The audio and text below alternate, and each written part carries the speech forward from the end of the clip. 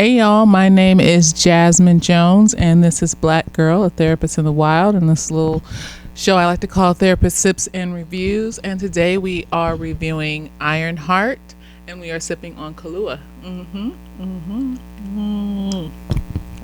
How y'all doing? So I had forgot this show was coming out last week when I said maybe I'll do Chronicles, maybe I'll do The Craft. I don't know. Surprise. Well, this is a surprise. I had forgot this show was coming out until I saw a post after I posted my other video, and I was like, oh, see, because they ain't trying to promote this shit. And it's so horrible. It's so disheartening to see. And I expect it from white people, the dislike and the vitriol and the hatred that they're spitting out against the show. And it's just a little simple show. It's entertaining, it's fun, and we get to learn about her character and the grief she's been experiencing. It's not that complicated, and they're just trying to find something to make it seem like it's worse than it actually is. But like the black men, I know that a good portion of them hate us, but damn it, to see every time this show is advertised, marketed, posted, like it has a 3.6 on IMDb. You just got to scroll down a few comments and there's a nigga saying how we didn't need this. And where's the second season of Moon or the Egyptian nigga, the Moon, whatever, Moon Knight? And I'm just like, are you fucking serious? And it just like, this is why you have to be vigilant in not allowing anti-blackness and colorism to just slip past you, because the things that we allow these niggas to do that are famous, like colorist rhetoric, like that is our subconscious. That's building on our subconscious every time we allow it. And that's what, every time we say this is okay and this is not that big of a deal and shit like that, that feeds into our own anti-blackness and our own self-hatred that we have built up in all of us as black people. And in order to break that, you have to acknowledge every single time you see it and call it out as bullshit. Because if you don't, you will feed the denial monster in your head.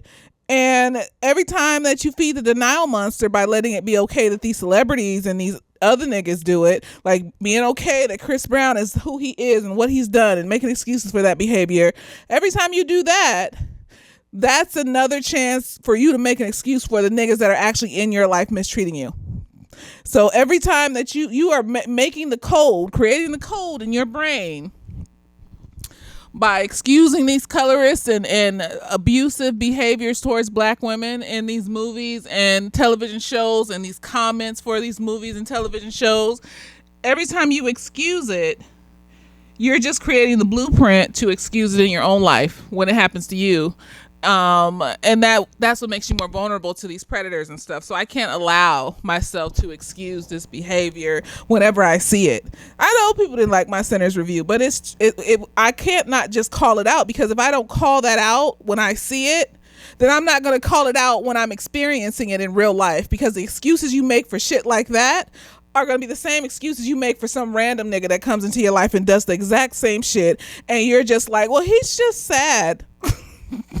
Well, they didn't mean it that way. Right. No, I'm not doing that, because I have trauma, and trauma is an addiction. And if any little drop of that behavior touches me, then it triggers me and causes me to have problems. So no, I'm not going to be okay with it. So seeing the vitriol and hatred from these black men in particular, it's just really disheartening and disgusting and gross. And it just reminds me, this is why you don't overlook it anywhere.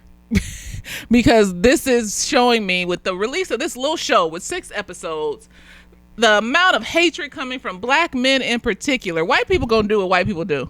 This is about my people, though. My people hate us. Hate black women, dark-skinned black women. I wonder if she was light-skinned, if we would get the same amount of vitriol and hatred towards her. They're saying stupid shit like, oh, well, the first episode was just so disjointed, and it was just and then they'll say stupid backhanded compliments, but it got better. And I'm just like, how was the first episode disjointed? It's this poor little black girl that grew up in the inner city that was super duper smart. Nobody saw little man Tate, huh? No, because then they'll say shit like, I just feel like she was just too smart to be making these stupid ass mistakes. And I'm just, why? She was like, no one saw Little Man Tate. So basically, Little Man Tate is this movie about this little white boy that is like a super genius, and his mother is Jodie Foster. And the way that these adults in academia use this little boy, and it's bad enough to be taken advantage of as an adult, and but as an adult, you have the autonomy to be able to work through being taken advantage of, because you're an adult. You're not a minor that has to be taken care of by another adult. And so if you want to go to therapy for that, if you want to read self-help books, watch television shows and YouTube episodes about something to help you work through that, you have that option. Children don't tend to have that option if they don't have great parents. So, to be taken advantage of by adults because of your genius weighs on a child worse than it would on an adult, because they feel trapped in it, and their brain, even though they're book smarts, like, y'all act like there's not a difference between book smarts and street smarts. Like, we say that all the time in the Black community, like, oh, she's book smarts but she ain't got no common sense. Like, the fuck? Like, she's a child. Like, she's 18, and she went to college. She graduated high school at 11, went to college at 15, or grad school or whatever. Like, she's child-minded. She never really had an opportunity to have these experiences as being just a child rather than being treated like an adult. And the only people that treated her like a child was her mom, her stepdad, and her sister, the people in her life that were surrounding her. But being sent off to these institutions with these grown-ass white people and being treated the type of, that's why in the beginning of the first episode, the advisor lady was just like, I didn't want to put you out there in the working field because they would have ate you up as a little 15-year-old Black girl. Exactly. But I'm sure they were eating her up in certain ways at MIT. Like, so she wasn't developmentally prepared to be in these situations with adults. And that's why she had to figure it out for herself. And I'm sure going through grief at the same time, losing a sister, she's her stepsister, but it's her sister, and her stepdad made it even worse. And the fact that she doesn't know how to grieve that, she just pushes everything down and covers it up with work, like many Black women do, Black girls do, is we learn to cover up our pain with success because that's the only thing we feel like we're in control of. And so at least we're making money while we're sad and depressed and miserable and having panic attacks and flashbacks and shit. Like, it's so disgusting that how much they hate us. And then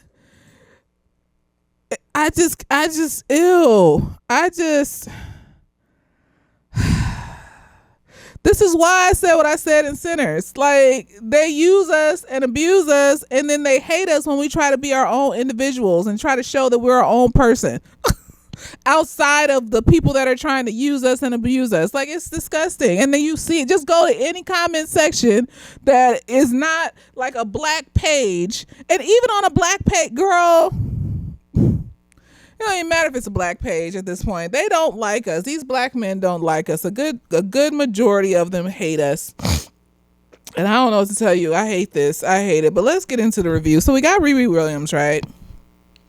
And she's trying to scrape together and get it together as best she can, because she got a grant. She got the grants to like build the suit and stuff like that.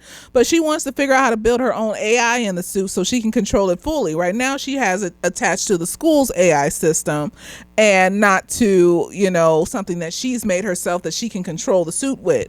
And so she's hustling because it's a bit like to make the AI like separately from the way she did it in the movie. She was saying it was like $1 billion and shit. And then nigga was talking about like, I don't even like her suit. Nigga, Tony Stark made a suit of scrap metal in a damn cave and shit. That was his first suit. And that was only because he wasn't at his mansion with his billions of dollars to create the actual Iron Man suit. The only reason it went fast was because he's a billionaire, love. This is a teenager that lives in the hood. She got grants and shit. And they were stopping the grants and shit. So she needed to make some money as young people do that are not rich. And so she did what she had to do. They're like, oh, well, she's a criminal. Ant-Man stole his ant suit and he was getting out of jail in the first movie, wasn't he? Weren't they all criminals at some point, doing criminal shit at some point? WandaVision, y'all love WandaVision and shit. She over here brainwashing motherfuckers and keeping them in prison in a dome and shit. But this bitch, oh, she's a criminal. Bitch, if you don't get the fuck I'm getting hyphy. Let me Kahlua. Sweet, sweet Kahlua. So she can't, of course we have to include being a black woman. You can't make black stories without touching on racism even a little bit, because it's how we're viewed when we go into the world. We experience it all the time. I was talking to another client the client's day about how privilege has nothing to do with you as a person. Privilege has to do with how people view you and treat you based off the stereotypes about you and your skin color and your race and your sex and your sexual orientation, the stereotypes that they built up in their head about those things. And then they treat you that way. And so white people are going to get more because other white people are going to see them as the white that they are, and they're going to give them more things. Black people are going to get less because other white people are going to see them. Other white people are going to see them and treat them based off the stereotypes that they have for black people in their head. And because of that, you can't just walk around as a black person. And then the thing is too, is that black women are the lowest on the totem pole. So, you know, black women are looked down on by people of color, by white people, and by our own men. So it separates us from this, you know, because we don't get rewarded for leaning into white supremacy. Not in mass, not like black men are. We don't get rewarded. Like, they'll put black men as a token black in all these movies and shit, and won't put a black woman anywhere in it, as long as they got their black man, like shit like that. So they get rewarded in the media and shit for this, for being as close to whiteness as possible. And really, you're just, I always say, black men tend to be the white man's accessory, their handbag, their purse, and they have you around as long as you do what they tell you to do. And then, you know, they use you as a scapegoat later on. You don't know they're going to use you as a scapegoat. You think this is your friend, don't you? I know you do. It's like them Latino folks that voted for Trump. You know, one of them niggas died in one of the ICE camps. The one that was strongly posting and voting for Trump. And he died in one of the ICE camps. Yes, love. They don't care about you. They just need you to be the poster child for their bullshit, so they can say that, oh no, I got Latin friends. I got black friends. They just want, and you're not clocking it. And so keep letting it build up. Nefarious builds into nefarious, builds into nefarious until it explodes and bad shit happens. So you got this little black girl at this school, and she's doing what she got to do to survive it. And you can't, like I said, you cannot have a black movie or show without showing some type of form of racism, because we experience it every day we go out into the world. And if you're going to have a contemporary movie or show, unless it's in a different dimension, like a different time period, like in a different dimension where we don't experience, you know, any type of discrimination as soon as we walk out the door. And so being able to recognize that a lot of these shows that involve little black people are going to have some specks of talking about racism. Like take Jordan Peele's Nope. So in that movie Nope, it's not really about racism or anything like that. There's only one part in that movie in the beginning when they're on set with the horse, and all the white people are and the horse starts acting out, and all the white people are looking at Keke Palmer and Daniel Kaluuya like they're crazy. So you get the vibe of like, yeah, we're moving as black people through the world, but it's not like severely obvious that that's not the plot of the movie or anything like that, but you still have to have it. And so for her story to be about her moving through the world as a little black girl, a little dark-skinned black girl, because that's important, and experiencing like grief and experiencing being this genius, and like, you know, not knowing how to maneuver properly because she doesn't have the funding to fulfill all the dreams that she wants. She's very open and vulnerable and susceptible to bullshit because she wants to fulfill her dreams so bad that she is willing to allow, like I said in my other videos, you so focus on this goal that it makes you vulnerable to people that will manipulate the goal that you have and manipulate you. And so, but sometimes like you got to figure out like, because sometimes you can clock that, like she clocked that she was being manipulated at a certain point, and now you got to figure out how do you finesse it, so you get what you need and then get out immediately. But she couldn't finesse it because that nigga the hood he had some shit going on. And his cousin had some shit going on, so you got this little girl in school. And I get it. Like she even was trying to say, like when the advisor pulled her into the office, the teacher said, "I know more than them," and this, but like the advisor read her for filth and was like, "No, it ain't about that. It ain't about you being black, girl. You are plagiarizing this work here and giving it, and students are taking your copied work here, and this is not okay." So that's why she got expelled from the school. And so now she takes her suit that she paid for with her grant and she flies back to Chicago. I love how they show Chicago. Like, I love seeing, black people that look like me in other parts of the world. It's like looking at black people in a different dimension and like how they live and shit like that. You got the little boy selling shit on the street. You got the nigga on the corner selling shit. And I'm sure there's other sights and sounds to be seen that I wouldn't recognize because I'm not from Chicago. But I think that's really cool. So she flies home, right? And she gets home. Her mom's there with the aunties, basically.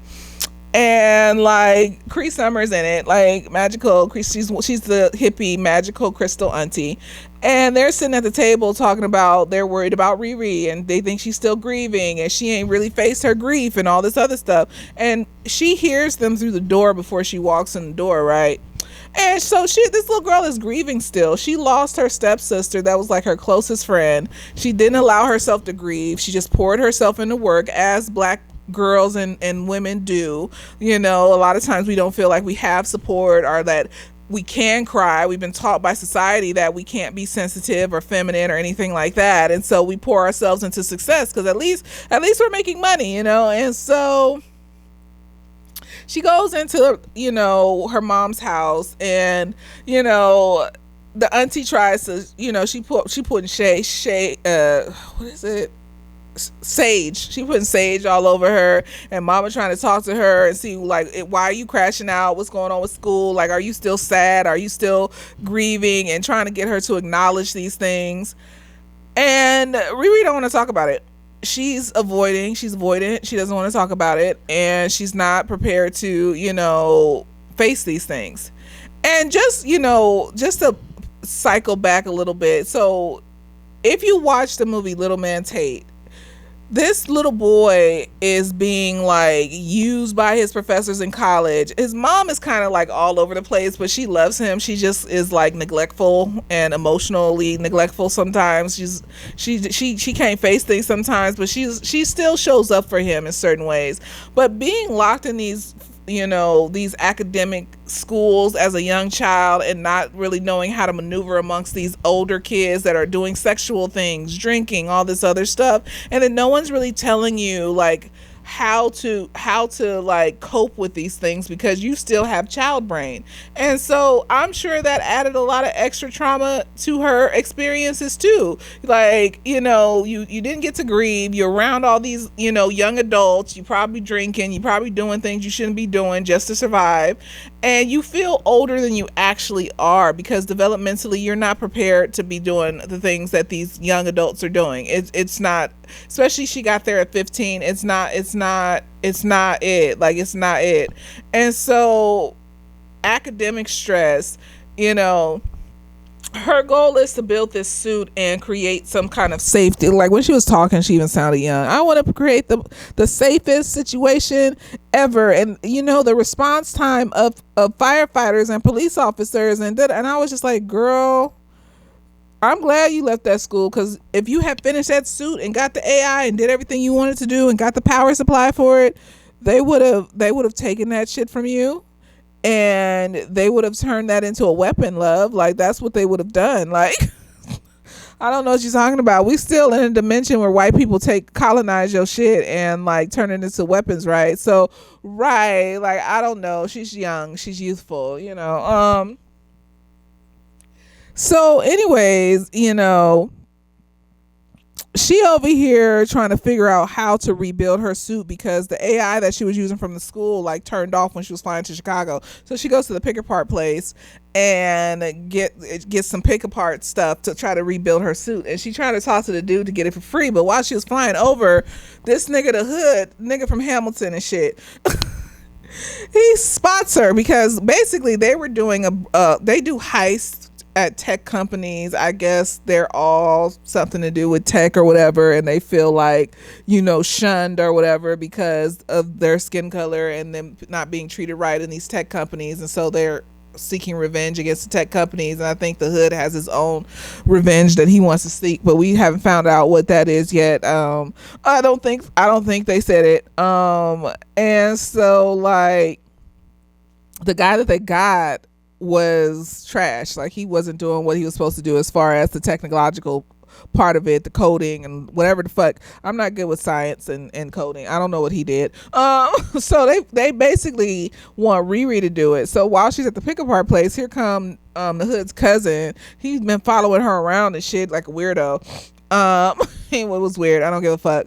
There's so many grown men around this little girl. It bothers me. I don't like the visual is not visualizing the way I want it to. And so he pays for her pick apart stuff, right? And while she's there, she also runs into her neighbor, this boy, and he's there with her at the pick apart place, helping her pick shit out. And he is Natalie, her stepsister's actual brother, I think. And I looked it up, and apparently he's supposed to be like a potential love interest for Riri and shit. But anyway, so he gives her a card and propositions her to join their team. And so she goes to their little hideout spot the next morning, and they lock her in the elevator and like make her try to like open it and shit, like on some weird shit. And so she just broke the shit and opened the door. Just little girl is strong. She pushed that door. I was like, wow, she got the muscles and shit. And so they proposition her, and because they, of course anybody would, like, you locked me in an elevator and shit, I don't want to have anything to do with y'all. And they're not really fully explaining why they're doing these heists to her, but because she's desperate, you know. And then Hood shows her the box of money he has, she decides to go with it, right? And so she needs to get the suit together before the heist that they're going on.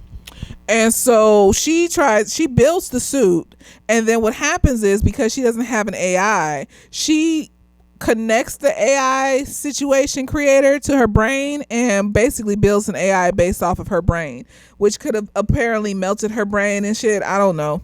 And because she was thinking about her stepsister while the thing was connected to her brain for 4 hours, her stepsister ends up being the AI, which is really freaky and really weird for her.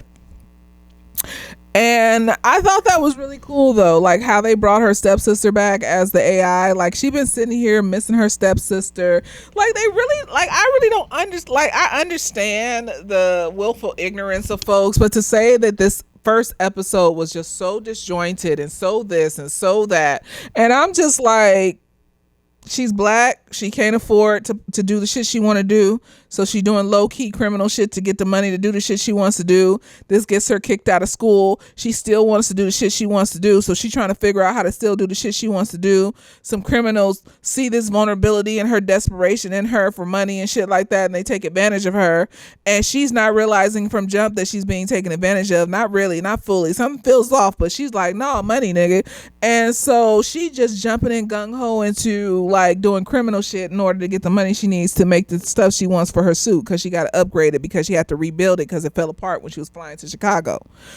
What is disjointed about that? What is stuck together about, like, I just feel like because you didn't understand the diversity parts, the parts where she was being racially profiled and discriminated against, like it was hinted at or talked about, like, oh, you know, like when the advisor was like, I try really hard to get some of us in here and shit like that. Like, what was disjointed about that? Not, you know what, I don't even want an explanation, because there's no explanation. You just hate black women. Dark-skinned black women at that.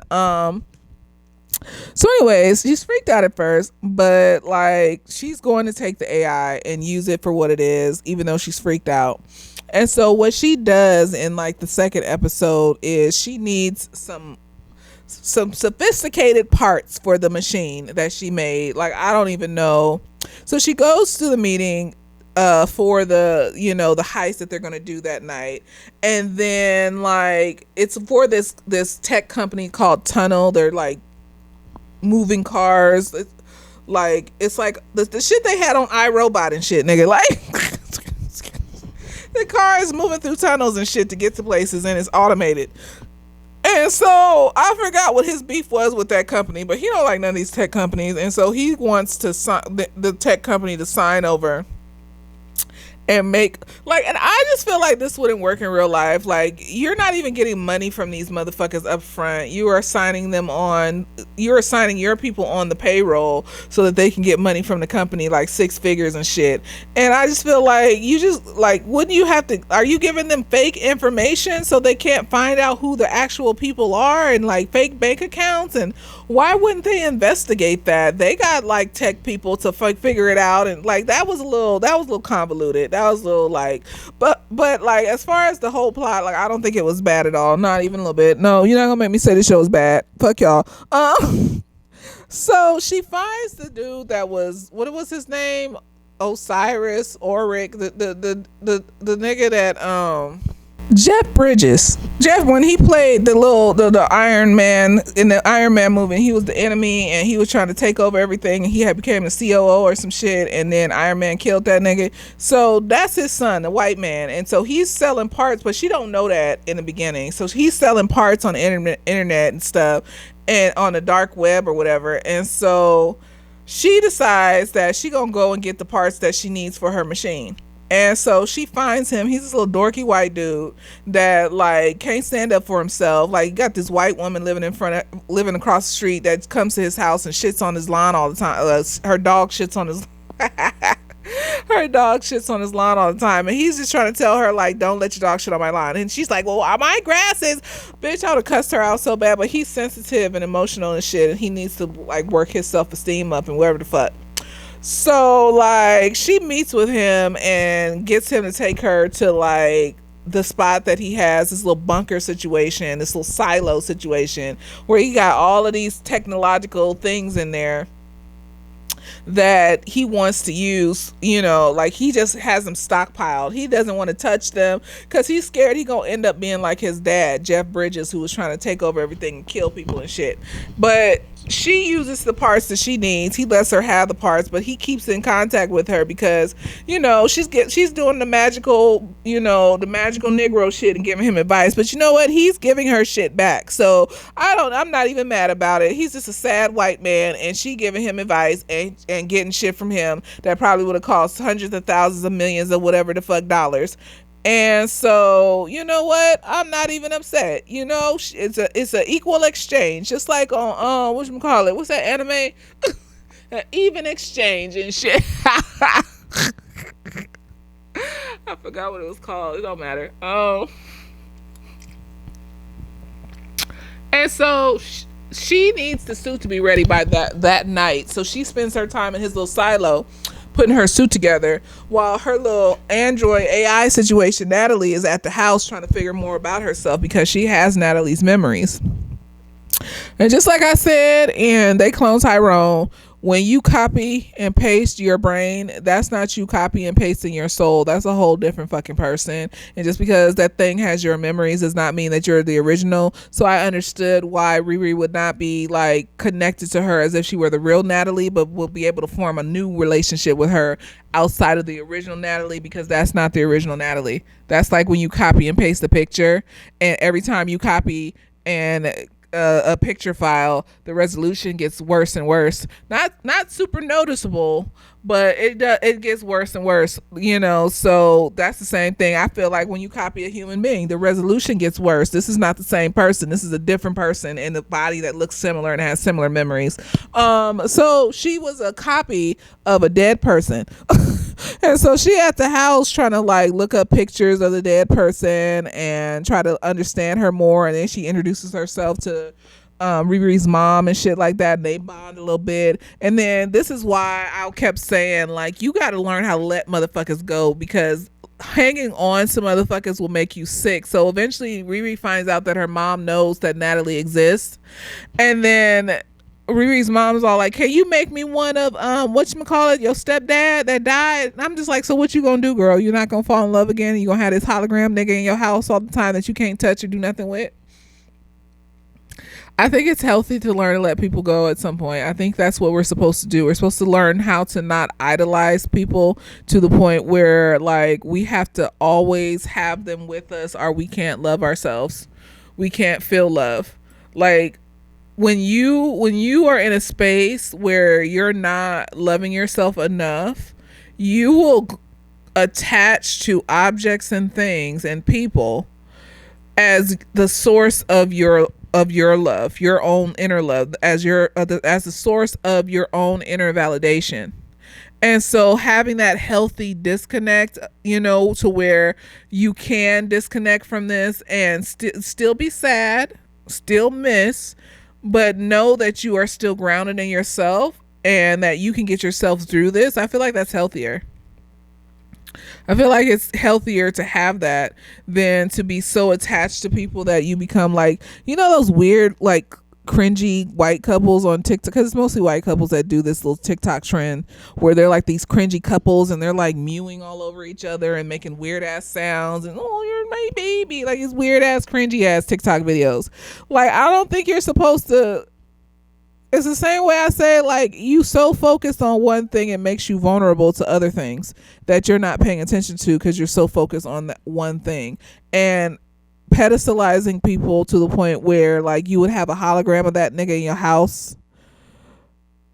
So you're never going to be able to let it go. You're never going to be able to grieve. No, I'm glad she wasn't able to do that because that would have been weird. That would have been weird. Like, you have something that's controlling you at that point.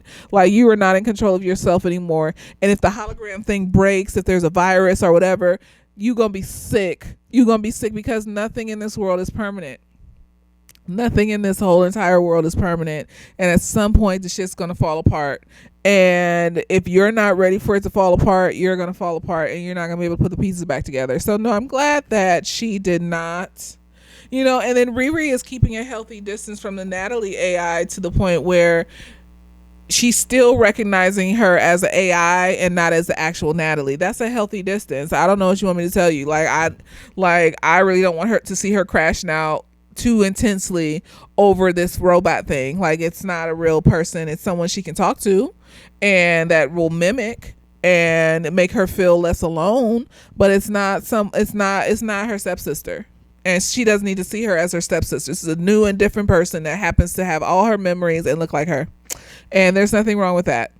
And so she builds her suit in this white man's silo. She fixes it up and then she flies off to do her heist at this, the underground tunnel situation where she stops the white woman's car and then Natalie helps her with it. She pops up and then the hood nigga appears in this white woman's car and makes her sign this paper, that basically says that they're going to put his people on their payroll. And I don't understand why I didn't just transfer over like $500 million to like an offshore account and then let it be. Like, I'm confused.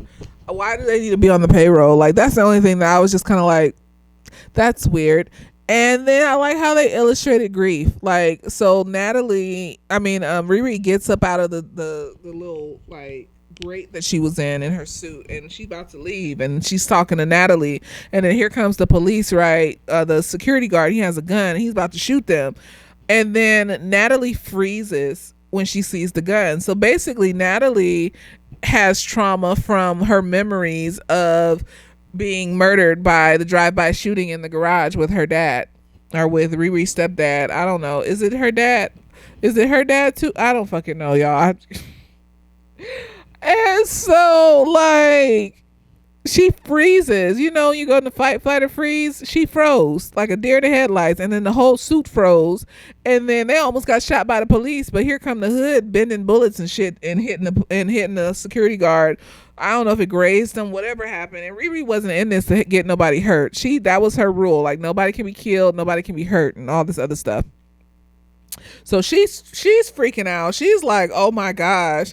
And then that's when Natalie started piping up more and more about how she don't trust this hood nigga and what's in his hood and where's his power coming from. And Riri tried to talk to him about his hood and stuff like that. And this nigga giving her like vague answers and talking about how she just need to go spend her money and chill the fuck out and stuff like that. And while they're down there counting their money and shit that they got from the accounts, from their payroll accounts, girl, I don't know. No, because they would get caught. That doesn't make sense. Okay. Maybe I didn't understand it properly, but the sign this little paper and put us on the payroll, like, is your information on that paper? Like, is it their information? Is it is it Bitcoin? So like, what is it that I don't know. So while they're down there counting their money, the whole team and shit like that, like the girl that is like the fire starter and shit, she goes and sneaks up into the hood's room and takes his hood and like wears it and shit, and she's saying how it feels weird, it has weird energy and shit, and even Natalie said the hood had weird energy and shit. And so Riri want to take a piece of the hood and analyze it and see what the fuck is in it and shit, and I'm just like, I don't want her to be this curious. This is white people curiousness. If you feel like something is off, we should just leave this group. Why do you need to be here then?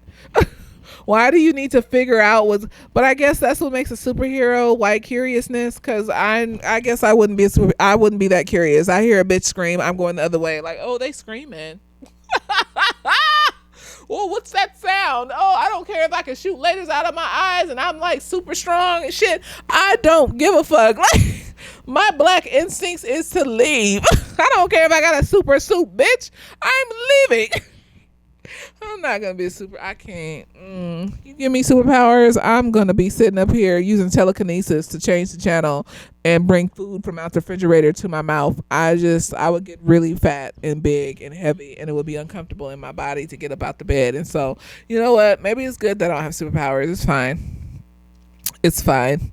Yeah. I need to be using my faculties and my mechanisms in my body and shit, and not just sitting here letting the superpowers do the work. You know, like, you're not using muscles to fly like Superman. Superman don't use muscles to fly. He has magic. That's just magic that lifts him off the ground. He's not using any muscles. So like, if he didn't already come equipped with muscles, like, he'd probably be like overweight and shit, just flying around and shit, because he just floats and shit. Like, there's nothing wrong with being fat. I just don't want to be too heavy because it makes me feel uncomfortable when I get up out the bed. I'm already big enough, 200 pounds. Like, and I'm spry because I got muscles and shit. But if I didn't have muscles and it was all fat, it would just feel really uncomfortable in my body. But other people don't seem to feel uncomfortable. So I think that might be like a sensory issue or no, they don't seem to be uncomfortable. They seem to be, you know, they love their body, they happy with it and all that. That's good for them. But I can't do it. I cannot do it. So I couldn't have superpowers because you're not going to catch me out here in the middle of the night, 3 o'clock in the morning, saving motherfuckers and shit. Now, there's one crime that if I could commit without getting away with it and I had superpowers, like if I had that power like in The Boys, the Generation X show where she could blow people's heads up by just looking at them and nobody knows it was her. You know, that might be one crime, one person. Maybe a cabinet of china, of fine white china that I would, you know, whole cabinet of fine white china that may need to experience that superpower. But, you know, I don't have superpowers, so, you know, it is what it is. I would never break the chinas. I don't want to go to jail. You know, I'm just thinking, what would I do with superpowers? Anyways, so like they do their whole little heist. Riri's more and more suspicious and curious, and I'm just like, why are we so curious? Why are we so suspicious? Why don't we just leave Hamilton alone and let him do what he wants to do with his little hood and his little situation? Like, you know, if he want to take over these tech companies that are like destroying the earth or whatever the fuck they doing, in the scheme of things, is it so bad? Like, it's like Poison Ivy. She just wants to cover the earth with plants and shit. But like, if we worked with her, maybe there'd be a way we can cover the earth with plants but still allow human beings to thrive and survive in a very, you know, plentiful and lush earthly garden. Like, I don't see the problem with it. It's like these anti-heroes. It's like you see the way the world is going. We need one of these anti-heroes to come up and do some shit. Like, I don't care, just leave me alone. Don't bother me. Don't make me a part of it. I didn't do anything. I didn't like do nothing. Most Americans didn't do nothing. So if you are trying to do something and one of them other countries is trying to do something, just know that most Americans didn't do nothing and don't want what's happening to be happening in this country. So anyway.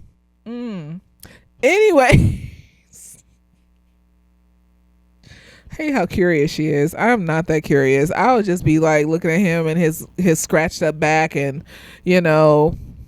his weird ass hood, and I'd be like, she even said she almost had enough to let this shit go. Like, just get your money and go, girl. Like, but I guess because he's killing people. Like, the dude that like she replaced ends up dead, and then she realizes that he's killing people.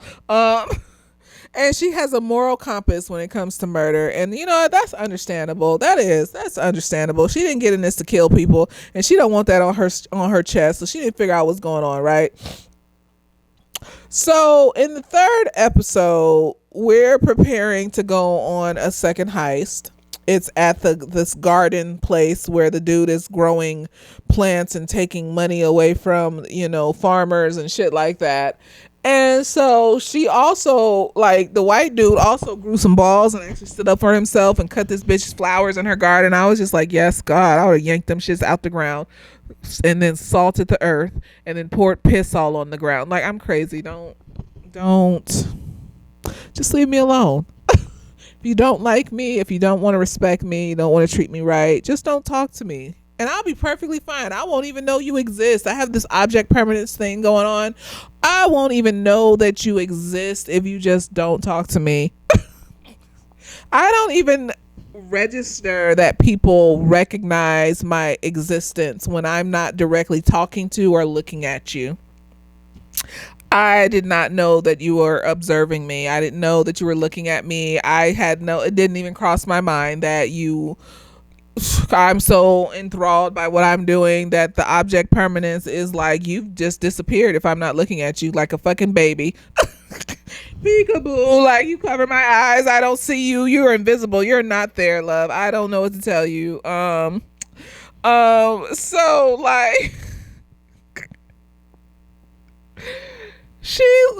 like this dude like grew some balls, messed up this white bitch plants and shit, and then he gets all excited because this is basically her Alfred. Like, it was weird that she's surrounded by these weird ass grown ass men, but you know what, they not making any sexual advances and stuff, so we're gonna let it ride, let it fly. That's just my trauma being triggered, seeing a young girl all of 18 surrounded by a 36-year-old and a nigga that's probably also in his mid-30s, and this other nigga that's his cousin that's probably in his mid-30s, and just being surrounded by these niggas that are weird and shit. It's just weird.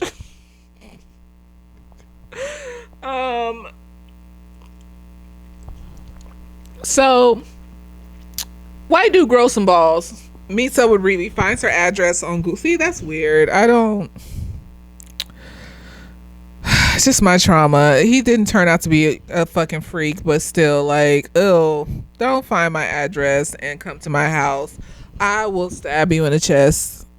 I'll call the police. That's what I'll do. I'm not going to open the door, and I'm going to call the police. I'll ask you to leave first. No, I'm going to call the police, because if you found my address, now you know where I live, and you might come back. So let's make the deterrent. You get to spend a night in jail. Or at least get escorted off my property. So I'm not fucking playing, because don't do that. No, motherfuckers will look at you and build up a narrative in their head about who they think you are, and then treat you based off that narrative. And then you're sitting there wondering why this random strange motherfucker showed up on your porch. Like, don't do that. Don't fucking do that. That's creepy. You're a creep. There was no hints at all towards, or overtures towards you to say that you needed to do that. No, you're weird. You're creepy. And trust me, I've done my fair share of creepy, weird shit towards niggas, so I know what weird and creepy is. That was when I was unhealed.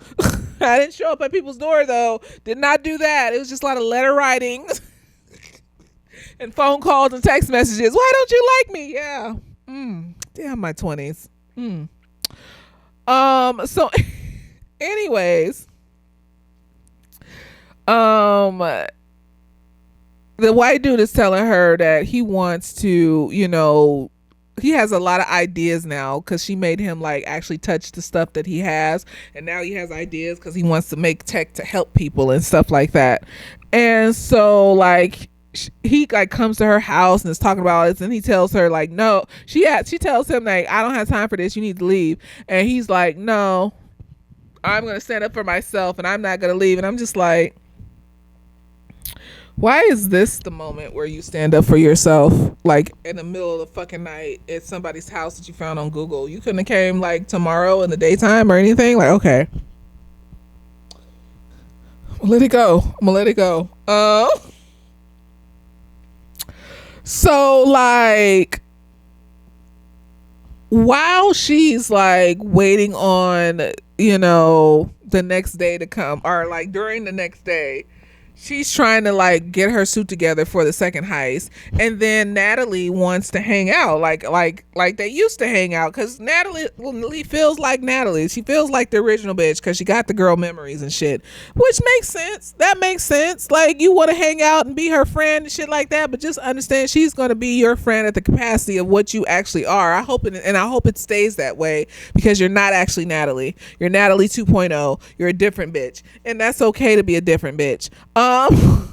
So Natalie wants to hang out, and she doesn't want to be just stuck to the chest plate that she's been put in by Riri. So Riri puts her in a necklace so that she can take her places, and they go to the park and have lunch and reminisce on the past and all this other stuff. Then they go to the garage that her stepdad used to own, and then Riri has like a flashback at the garage. So she's just traumatized. Like I said, I like how they display this trauma. Like the AI thing has the trauma. Riri got the trauma. They freezing up and shit. And so Riri has this flashback of them getting shot and like starts to have a panic attack. And Natalie helps her go through some deep breathing stuff to help her calm down and stuff. And I just felt like that was magical. Yes, we go through things and we need support as Black women and Black girls, and it's beautiful. Black femmes, all of us, we need support. And so, it was magical to see that she's still going through stuff, and she got a support system around her that love on her. She just needs to accept the support. And she's slowly but surely accepting Natalie's support. Like, she's accepting that this person is here to like help me with the technology stuff and also be my friend. She's here to be my friend, and that's cool. So she goes to the white dude's house, and her and Natalie, so in the third episode, what happens is that the little fire girl, that's the episode, the little fire girl puts on the cape and stuff like that, and then the cousin slams her head into the table and takes the cape, and everybody's just looking, and Riri the only one to get up in that nigga's face. And I was just like, she could probably take him. She lifted that big ass gate up and shit. She might be able to take him. Maybe she learned some Wakandan, like, karate or some shit, some Wakandan martial arts or some shit like that. And she could have. You never know. She could have. She probably could have took him. Fuck him. That's why she felt so confident being up in that nigga's face. That's magical. Good for her. He slammed that little girl's head down on the thing, like what the fuck is wrong with you? So both of them niggas got some stuff going on. He over there trying to cover up the lines and the scabby parts of that nigga's back with tattoos and shit so other people won't see it. And this dude over here with dreams of grandeur, and the only thing that makes him feel like a man is that fucking cape, because it gives him power. He can't feel like a man by himself. No, the real power is in you being able to feel like a man by yourself. The real power is you being able to feel like a man by yourself and not need something outside of you to make you feel like a man. Because see, now you're addicted to it, and now you're blind to it, and then that's how your cousin died, because your cousin didn't even want to go on that last job and told you he didn't want to go, ended up fucking dead and shit. And you could have just listened to him instead of getting all high and mighty and wanting revenge and thinking you were invincible because you had fucking the iron suit lady and this cape. Like, they both got some shit going on. They both got some mental, like, low self-esteem.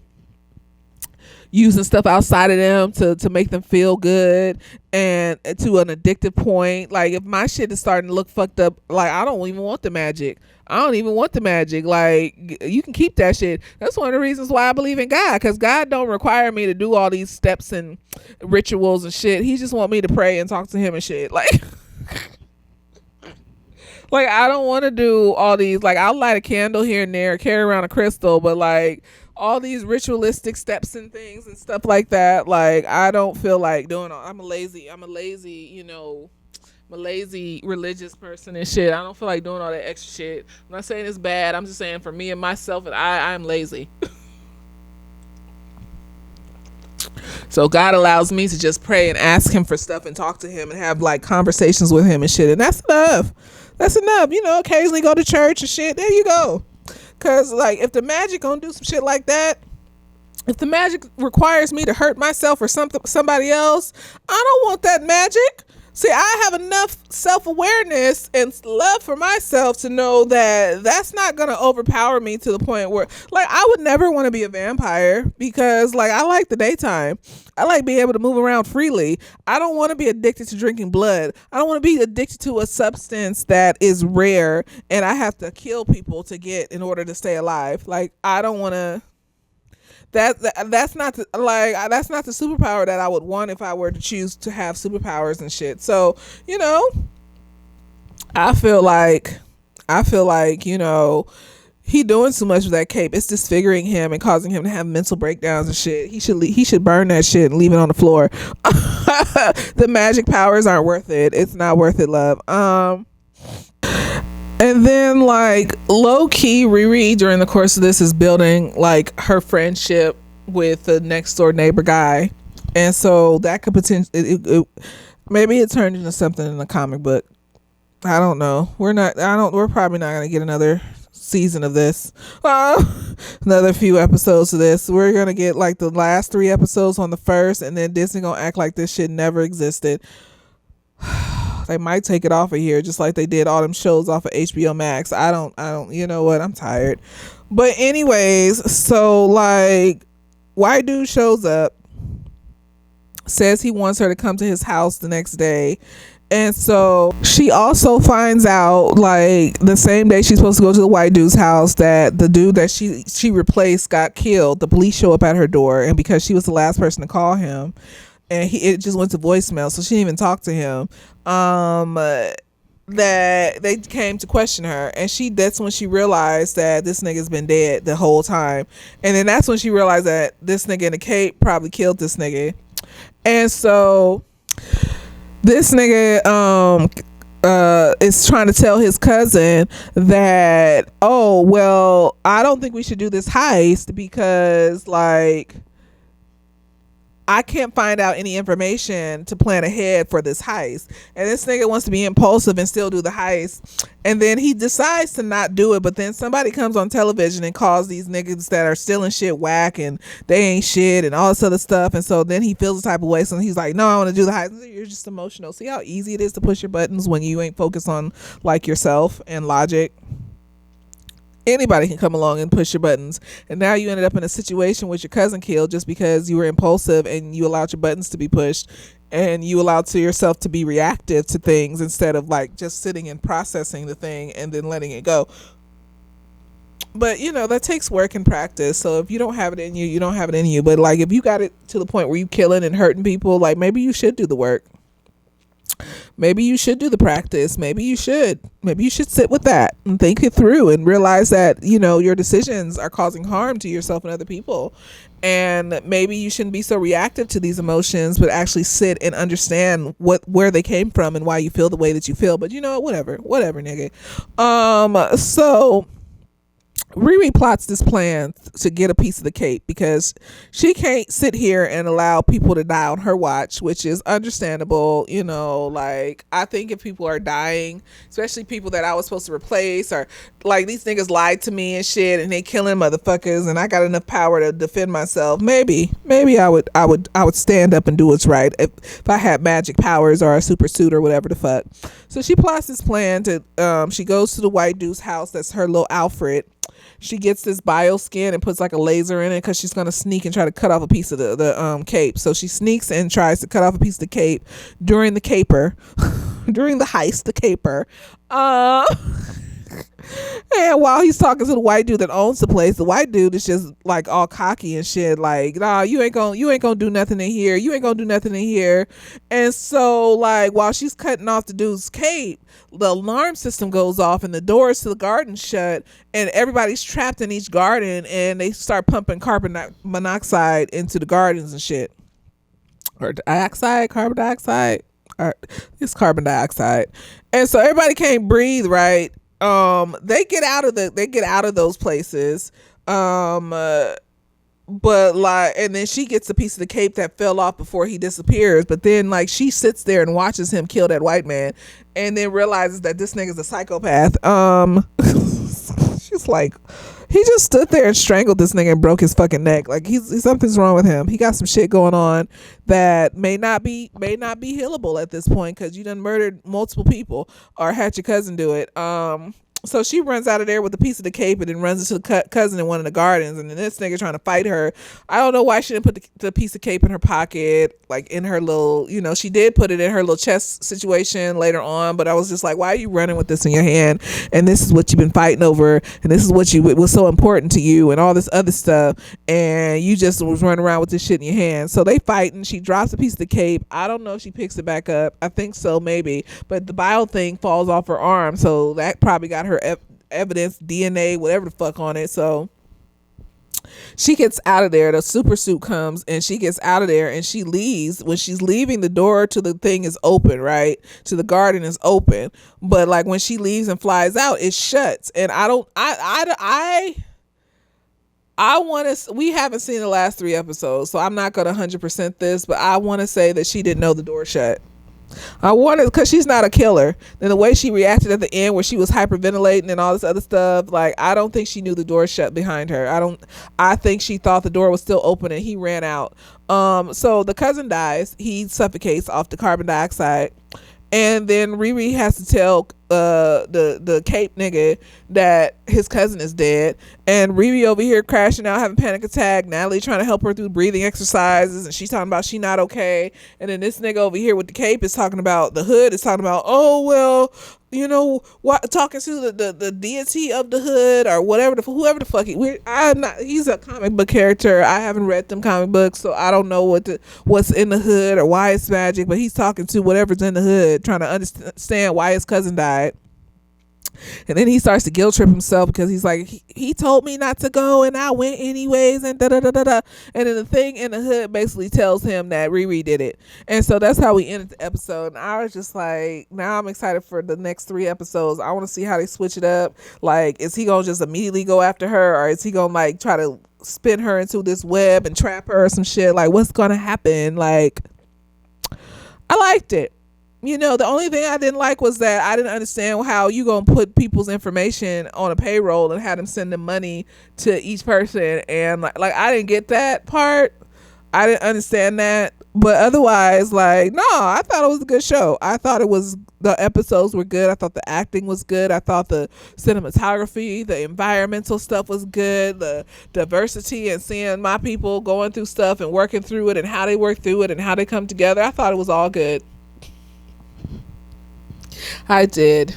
And if you come on here with that bullshit, I'm probably just gonna ignore you, because that's just the view. It's money in my pocket, bitch. Like, I'm not gonna say anything to you. Like, and you keep saying shit, I'm probably just block you. I don't fucking know. I don't feel like it. Cause obviously me not saying shit to your initial derogatory statement, it should have been enough for you, but apparently it's not. And so you need to keep writing shit. And so you can sit there talking to yourself until I get bored with seeing it and I block you. I don't know what to tell you. Like, I thought it was good. I thought it was a good show. I thought it really exemplified what grief looks like, or what can look like, and how it's hard to work through grief, and how it doesn't just go away, and grief stays in your memories and in your nervous system. And even the AI ended up with grief and trauma, and she froze up too. And like, no, I thought it was amazing. I like how her mom was showing up for her and how the auntie showed up for her. Even in her darkest moments, she was never really alone. She was never really isolated. She was isolating herself because she didn't know how to handle her own grief. I like how the neighbor boy kept showing up for her and wasn't being weird or trying to like push her or pressure her into anything, but was just trying to be her friend because he could see the pain in her. Like, he could see the pain in her. Like, he wasn't trying to pressure her for shit. He was just trying to be her friend. And if it evolves into something, it does. If it doesn't, and they just stay friends, I think he would be okay with that. Like, you know, like, that's magical. Like, black women, you know, like I said earlier, like, this is why the way these black men in particular are responding to the show is showing y'all how they feel about us in mass. A good majority of them feel this way about us, whether it's conscious or it's subconscious.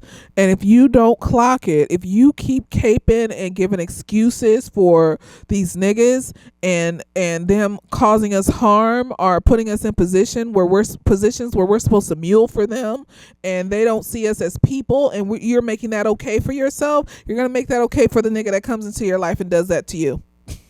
You're not gonna set boundaries. You're not gonna you're gonna attract yourself a Chris Brown just like you want, and you're gonna end up in a fucked up situation just like you want it. And so that's why I am vigilant with clocking this shit, because I will not start to build this mind trap in my head of this rhetoric of, oh no, it's okay, you know, like, they love us, and, you know, representation. No, I need more than representation. I need you to treat us like human fucking beings with feelings and emotions that you actually genuinely care about and that you want to support, and allow us to love you and support you too, without you like seeing our love and thinking it's too much and then getting scared and then ghosting us or treating us like shit, trying to disprove our love and trying to make it seem like our love is fake and like we can't love you that much. Because that's either you gonna get the nigga that avoids you because you love him and you are consistent and you show up for him, but he's not prepared for that type of love, and so he mistreats you and tries to prove your love wrong or test it all the time to the point where you're being abused. Or are you gonna end up with a nigga that is just outright abusing you off top? It don't matter if you love him or not. That's just who he is. And so, you know, I don't want to end up with either of them niggas. I want a self-assured nigga, a self-assured man that loves himself and is self-aware and is emotionally stable. And it starts here. It starts with me not making excuses anytime I see some bullshit, because this is just a reminder of what's out there in mass, that they will pretend and hide. And girl, I think every week I'm just going to do like a little mini recap of Love Island, because I feel like it teaches me so much every week. And if you ain't watched it, then you can turn it off now. I don't give a fuck. But this week, Love Island, I haven't seen today's episode. It's Sunday. I haven't seen today's episode. But this week, Love Island taught me that you never cape for a nigga that ain't showing up for you. It don't matter how much of a bad bitch you are. It don't matter how much you can set boundaries in every other area of your life. If you aren't prepared to see the red flags that niggas are showing you, then you are going to fall into some bullshit where you get left or you get abused, or it's both. And like saying shit like, I put work into him, so I should know, that's objectifying him. You forgot that he's a human being and he can just like this choose to switch up on you no matter how much work you put into him, because he's a human being. He has to show you that he wants to put just the same amount or more work into you for you to be saying that, and he hasn't done that, and he's ugly. No, and who hasn't caped for an ugly nigga, you know? Who hasn't just got rose-colored glasses on and seen this nigga as something that he's not? He looks like a toad, a troll, a frog, and you sitting up there thinking that he's the most beautiful man in the world because you see his heart, you see his inner child, you see who he could be, and you're falling in love with that instead of who he actually is. Who he could be is broken pieces on the ground that he has to put together, and he's choosing not to put those pieces together. So who he could be is just trash on the ground, because he's not picking it up and figuring it out and putting those pieces together. His potential is just trash, broken trash on the ground, love. So it doesn't matter. It's not real unless he's actually putting the pieces together and fulfilling his potential. And if he's not fulfilling his potential, if he hasn't fulfilled his potential before he's met you, you're not going to fix him into fulfilling his potential, love. You're not going. He needs to want it for himself, not for you.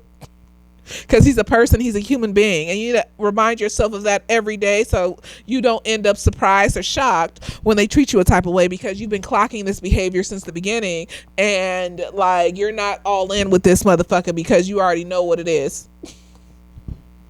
How people treat themselves and other people, that's going to let you know what their pattern is going to be with you when you piss them off enough. When you have depression and you in bed for 2 days in a row and you just need your me time and you need support through that, and they're mad and they're calling you lazy. That was his breaking point, you being depressed for 2 days. You making his eggs runny, that was his breaking point. Now he's cussing you out and telling you all sorts of bullshit about how you ain't shit and how you can't cook because his eggs are runny. But this is the same way you've been making his eggs since you first met him. Like, girl, he don't like you, he hates you, and he just needed a reason to show you that he hated you. Never cape for a nigga that's not caping for you, nigga. Like, no, I don't care. That bitch is beautiful. She's a beautiful bitch. And for that nigga to say in the beginning of this show, oh, well, like, I'm not really physically attracted to her, and as soon as a light-skinned bitch come on there for 3 days and you gonna pick that bitch over this bitch, girl, when's the voting happening? I need that nigga voted off the show. Give a fuck. I don't give a fuck. A good fuck. The way that she was just standing there talking about, I just want someone to love me, and I felt that in my soul. I think most black women, especially dark-skinned black women, felt that in their soul, because that's all we want, is someone to love us back and accept the intensity of our love and return the same intensity back. And you just looking at us like we crazy when we want to do nice things for you. Get the fuck out of my face. Get the fuck. And you can see it like in the other couples, like Amaya when she got with Austin. And Amaya, I really believe like there's some neurodivergency stuff there, because she's just really just happy-go-lucky, very blunt. But as soon as but she's not stupid. She's not stupid, and they're mistaking her happy-go-luckiness for stupidity. But as soon as she sees that you're pulling away, or as soon as she sees that you're not showing up for her, she clocks it and she acts accordingly, and she pulls back. This nigga was mad at her because she was excited to be in his presence. She was happy to be around him. She was enjoying his company. And you call it clingy. You're not ready for love. You're not ready for love. You're not ready for somebody to show up for you. All these niggas on the show ain't ready for any of that. The niggas is on here cutthroat trying to play a game. The girls on here are trying to actually find love. At least most of the girls are. And I feel bad. I feel bad to see that, because that's a microcosm of what the whole entire world is experiencing with these men. And it's horrible. It's horrible. And the shit that happened with Alondria and Taylor just reinforced. It reinforced, because I already knew it, but it's one thing to know it. Like, literally, this was me in my 20s. I think I was more of between Huda and Amaya. So at some point I was Huda, where I was trying to force the funk, trying to make it happen, and then crashing out. And then eventually I evolved into Amaya, where I could still just kind of be myself and show people that I care about them, and then allow myself to pull back if you start doing some fuck shit without me trying to like make you be with me. But I would still crash out in private and grieve and be upset over a nigga that I only talked to for 2 weeks and shit. You just didn't know it.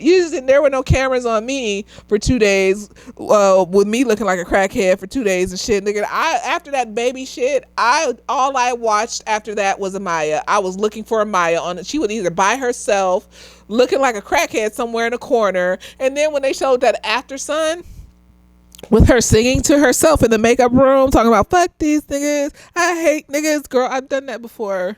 That's why I say I think she's neurodivergent, or there's some neurodivergencies where she's just, she's just open. She's open and honest and bright and bubbly, and like niggas say they want that because anime women are coded neurodivergently. The rubbing up against niggas, acting like a fucking cat, all of that shit that is okay in anime bitches. That's neurodivergency, love. The magic pixie dream girl shit, that's neurodivergency, love. But it's not okay when it's a black woman that has it. It's only okay when white women do shit like that. Like Hannah was doing similar shit, and like she stayed on that show and had a nigga the whole time. She would have still had a nigga if they hadn't voted her off. Like, no, I just feel like black women, like, they don't accept the anime chick or the magic pixie dream girl chick in black women. They call us weird and annoying. I refuse to be weird and annoying. And now I think I could be more of the Alondria. I just have to be really cautious of letting certain people in my life when they show me certain signs, because trauma is an addiction. Your nervous system is addicted to that behavior and addicted to the dopamine rush of the honeymoon period, and that traumatic behavior provides, and that abusive traumatic behavior provides. And like, it triggers me. It triggers me to be around that behavior. So right now, at this point, I think I've even surpassed Alondria, because I'm very chill. You will not know that I like you. At least I don't think you would know.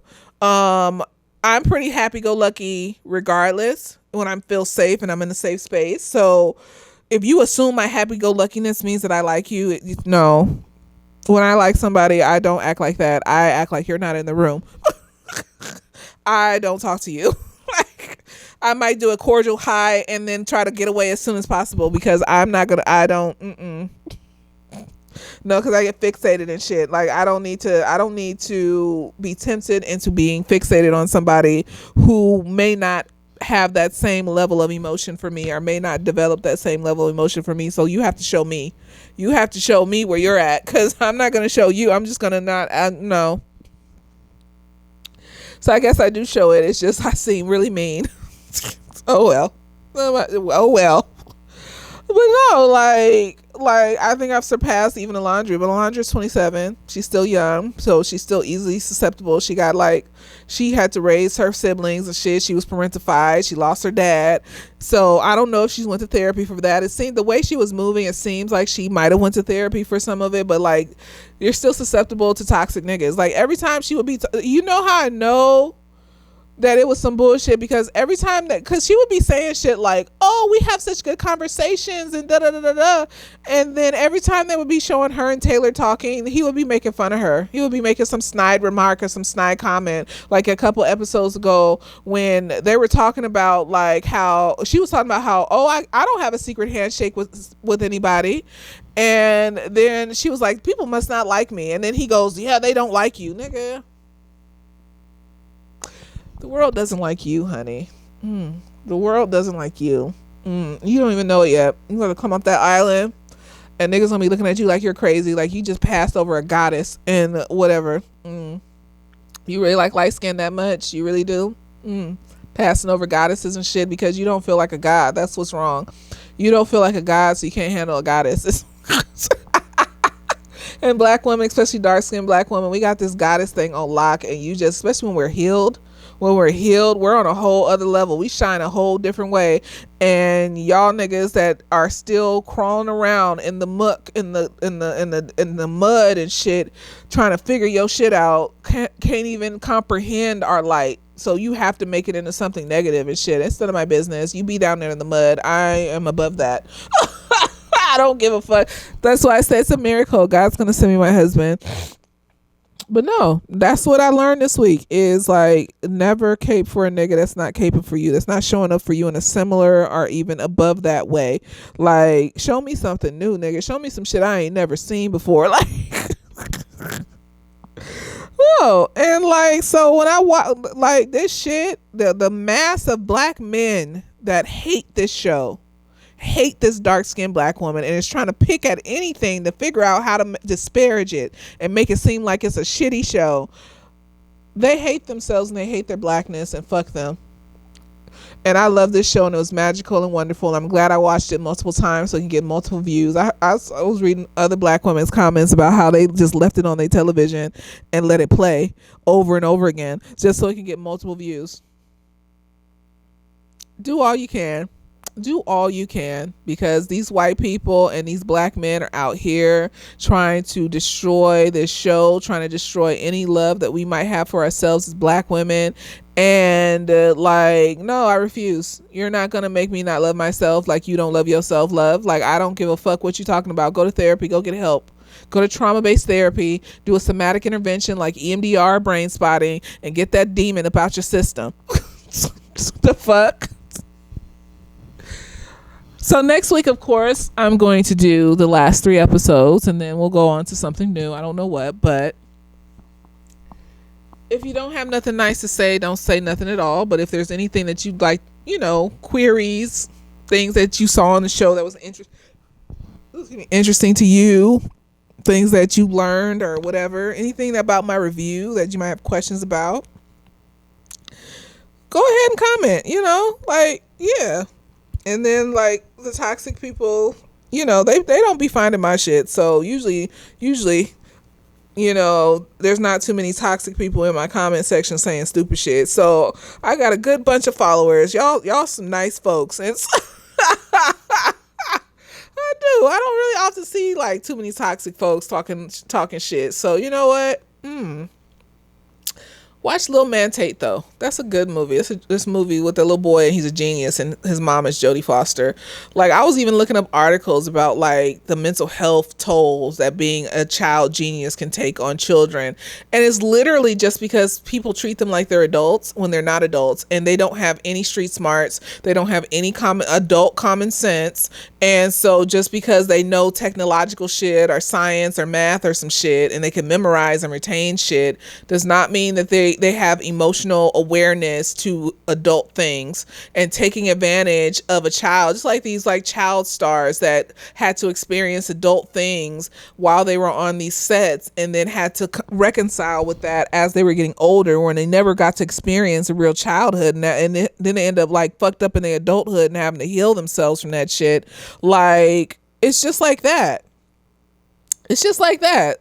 These child geniuses are not little adults. These are little children that can just retain things faster than most people and memorize stuff faster than most people. That's all intellect really is, your ability to retain and memorize and how fast you can do that.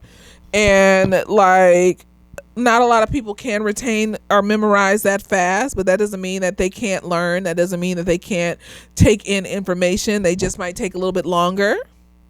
Or it may take it may take a certain amount of time and repetition to get this stuff to be in their brain, or they might have to learn a little bit differently, like how dyslexic people have to learn to read differently than other people learn to read, because they see the letters as numbers and shit like that, so they have to learn to read different than other people so they can learn how to read. So no, this child genius shit, I always said, if I had a child, especially after I saw that movie Lil Man Tate, I was just if I had a child genius, I don't even know if I would want them to skip grades and shit, or would I just want them to have a regular ass childhood, and then you just wait till you get to college to do all that. If you want to be the great whatever the fuck you want to be, you wait till you get to college to do all that. Right now, you're going to be a child, and you're going to go through the full school years like a regular ass child. And, I don't give a fuck. I seen Little Man Tate. I saw what happened to that little boy. It was too much on, and he was only 10, 11, 12. There was too much on his shoulders. He was dealing, and his mom was all fucked up and shit. It was too much on his shoulders. He couldn't handle all that shit. And so I could only just imagine being a little black girl and being a genius, and everybody surrounding you and bombarding you and shit like that. And you also experience racism and people trying to objectify you and use you like a tool and shit like that. I'm glad she got kicked out of MIT, because they don't deserve her genius. Them white people in that school don't deserve her fucking genius. She deserves to make the shit she want to make by her fucking self, build that shit up and be great. That's what she deserves, by her fucking self. And the people, and surrounded by the people that love her to help support her through it. That's all she needs. And some money to help her build the stuff. That's all she fucking needs. She don't need that school. She need to be a fucking kid. She need to be able to relive her childhood, because she didn't have a proper one, because these motherfuckers sent her off to school and shit with these grown ass people that, who knows, she probably was partying and drinking and doing all sorts of shit. And it's one thing to go to a high school party and drink and party, and it's just a bunch of other kids around you. It's another to go to a college party with college adults and drinking and doing all this other stuff, and their surrounding. It's different. And that a high school party is different from a college party. It is. Yes, it's similar, but it's not the same. It's not the same. It's a whole different vibe.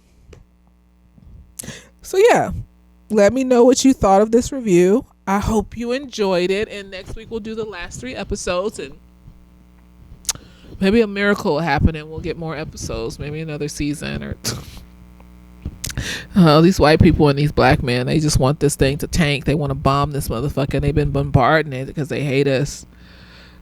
What is, like, I just be sitting sometimes and just thinking how, like, I'm the hated and most popular demographic. Like, you're hated, but you're the most popular at the same time. It's like, it's not popularity, it's obsession. It's obsession. It's so obsessed with black women because we're the lowest on the totem pole. We don't get rewarded for leaning into white supremacy. So we are able to create our own environment and our own atmosphere in ways that black men can't, because they're so reliant. A lot of them are so reliant on white supremacy, and they hate that we're not reliant on white supremacy like they are. I think there's a jealousy there because a lot of black women are not reliant on white supremacy like they are. And when they are, it's like Candace Owens and some shit. The black women act like her. So it's very obvious that she got some shit going on, but there's not a lot of us that act like her. Now, I'm not saying that we can't be crabs in the barrel and competitive and things like that, but like, and that those aren't things that we need those aren't things that we still need to work on within the black woman community and stuff like that. We still got some shit to work on, so we're not perfect. But the way I see us evolving and changing and continuing to try to grow out of this like muck and mud of white supremacy, it's beautiful, it's magical. And I don't see a lot of black men doing that. I mean, I've seen little cohorts here and there of black men trying to evolve out of this shit, but I don't, en masse, like, it's trending that black women go to therapy. Like, it's on TikTok and shit. There's videos and shit, millions of videos of black women talking about going to therapy and healing and changing and evolving and shit. And so it's tough being like the most obsessed over and the most hated, because we are obsessed over, because we get to have our own autonomy because no one likes us. We get to create our own trends and create our own art and create the stuff that we want. It's why Alondria is the favorite on the show, why Alondria and Shelly are the favorites on the show, and like, because we support each other and we're down for each other, and it doesn't matter, like, and they hate it because they don't want to love and support themselves.